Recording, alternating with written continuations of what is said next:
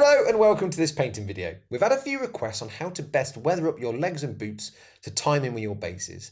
Now this does two things. Firstly, it's visually pleasing, but also has a nice bit of narrative to your models as well. So in this video, we're going to take you through 3 different ways of basing your models. Now the first one we're going to do is a nice simple mud effect. Now you can see here, I've got a Stormcast Eternal already finished. We just need to paint his base up.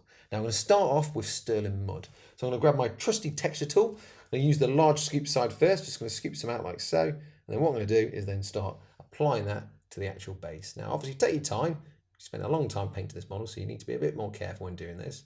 Start moving around, and as you get closer to the feet, just spin it around and then just use that slightly smaller side for a bit more accuracy.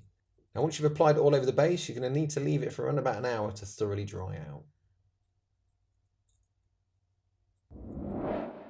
There we are with the texture now dry. What we're going to do now is move on to our next step. We'll be using the same paint here, but we'll be thinning it down. This is just to go around the feet and go around the shins, just to give that kind of splashed up wet effect.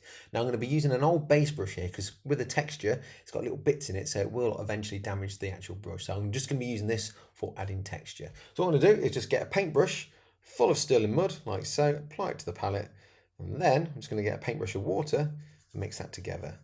Now, it's not as thin as I'd like, so I'm going to add another paintbrush of water to it. That's a little bit better. So what I'm going to do here now is just load up that brush, and I'm going to start stabbing it, or stippling it if you like, onto his actually feet and his greaves, like so. Now, I'm not just going to stop by here at this point. All I'm going to do is just go around the side here so you can see that a bit better. And then I'm going to get an old dry brush as well, and I'm just going to feather that out near the top, just so it looks like it's dried up a bit. So just to stab it, just give it a bit more of a blend, like so. Do this on both feet, and then leave it for around about 10-15 minutes to dry. There we are with that texture now dry. You can see I've also put it on his loincloth as well to help tie that in. So what I'm going to do now is move on to the next step, which is to apply Basilicanum Grey over both the texture on the base and the legs and the loincloth. This is going to do 2 things. Firstly, it's going to shade all those deeper recesses, but as it dries slightly satiny, it's going to make it look wet as well. So I'm going to use a medium layer brush here just for a bit more control in places. Apply a little bit to the palette, like so. I'm not thinning this down, I'm just using the actual palette just to help load my brush up and get a decent point. So then all I'm going to then do is start applying that over both the legs and the base, like so. But when I get further up the leg here, I'm just going to use my thumb, or you can even use that dry brush just to give it a bit more of a blend in, like so. And carry on the base. And once the Basilicanum Grey is dry, all you need to do is paint the rim of the base in a colour scheme that matches your army. And for this one, we're using Steel Legion Drab. There we are with the contrast now dry and the rim of the base painted. Our wet mud base is now done. So what I'm going to do now is move on to our next base, which is to do a desert base. Now I'll be using an ultramarine intercessor, as you can see here. Now I'm going to start off with Armageddon Dust. Once that's dry, we're then going to coat over that using Reichland Flesh Shade. But first of all, let's start with that textured paint. So what I'm going to do is use the large side of my scoop, the texture tool, and start applying that actually onto his little base like so.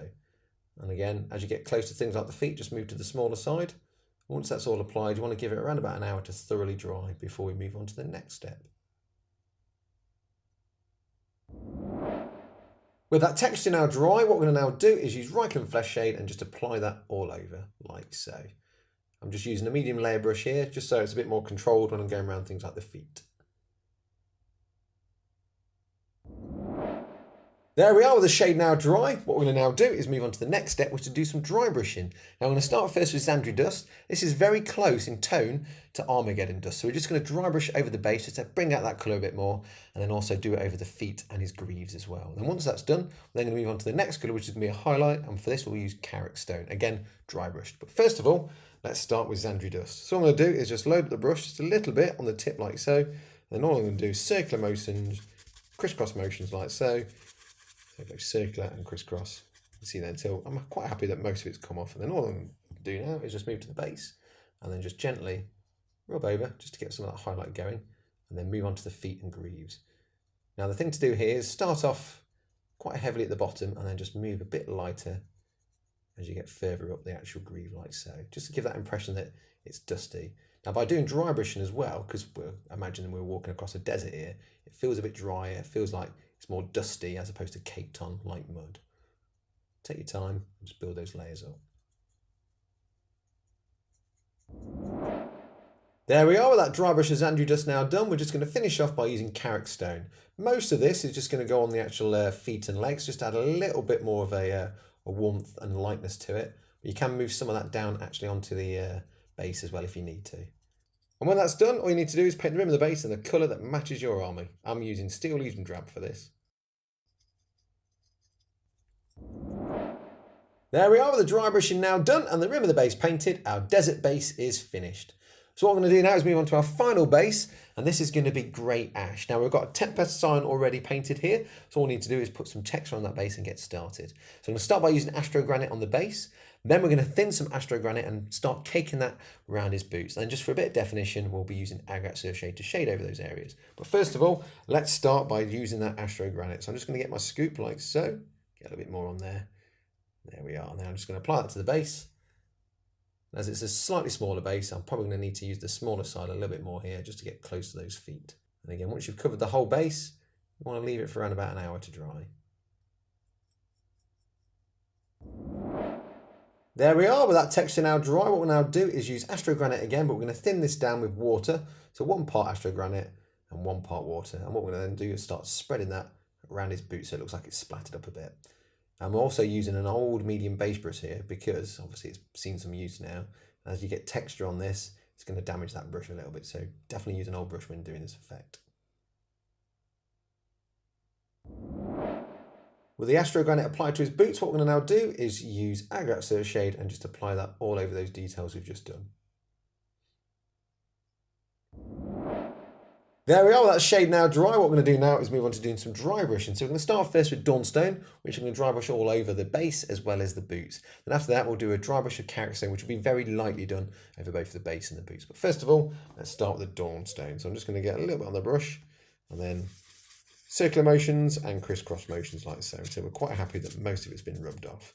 So what I tend to do is, once I've done it a few times, is then just get a bit of a blank bit just to check, and I'm quite happy with that. What we'll now do is then just slowly start going back and forth like so across the base, and we'll also do that across the boot as well. And it's better to build up a couple of layers of this instead of trying to do it all in one go. With that first dry brush done, we're now going to do our final dry brush of Carrick stone. Now this just needs to be a little bit softer. Don't have to put too much pressure on that, just to get a little bit of definition here and there.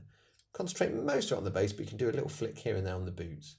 And once that's all done, all you need to do then is paint the rim of the base in a colour scheme that matches your force. For this one, we're going to use Steel Legion Drab. There we are with that dry brushing now done and the rim of the base painted. Our grey ash base is now done. Now these are just a couple of different ways of weathering up your boots and legs to tie up with your base. You can try many different colours if you want to, and also on different size of models as well. Just remember the height is important when you're doing your dust effects. Less is more. Well, I hope you've enjoyed this video. Hope you enjoy weathering up your own boots and legs, and we'll see you again soon. Bye-bye.